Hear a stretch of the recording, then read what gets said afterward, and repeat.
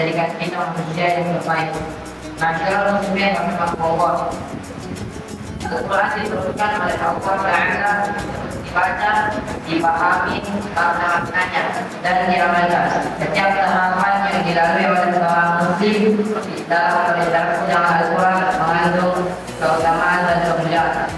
Rasulullah Sallallahu Alaihi Wasallam berkata, "Khairukum man ta'allama al-Qur'ana wa 'allamahu." Sebaik-baik kalian orang yang mempelajari Al-Quran dan mengajarkannya. Mengapa aktivitas yang berkaitan dengan Al-Quran itu digolongkan sebagai amalan yang mulia? Karena Al-Quran adalah kalamullah, sehingga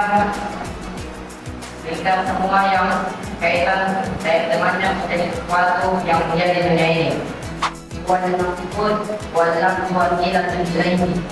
Karena makna Al-Quran itulah yang menjadi tujuan yang dimaksud. Sedangkan kalau Al-Quran adalah sarana untuk mencapai maknanya.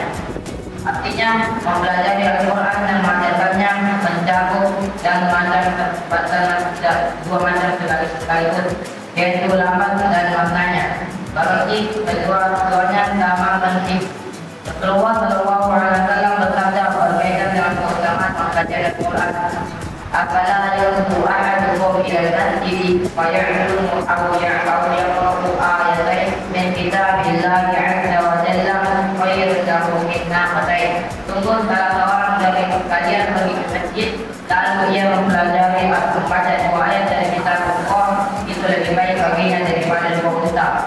Wasalatu khairun lahu min salatin wa arba'un khairun lahu min arba'in wa min a'dadi minna min al-ibil.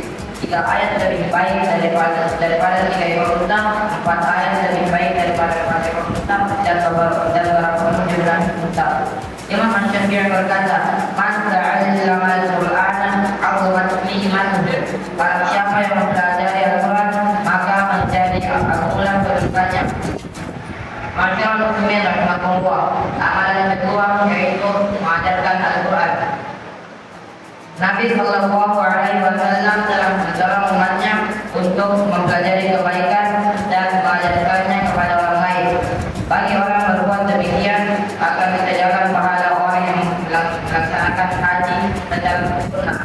Beliau bersabda, "Man wala ilal masjid la yajidu illa an yata'allama khairan aw ya'lamahu."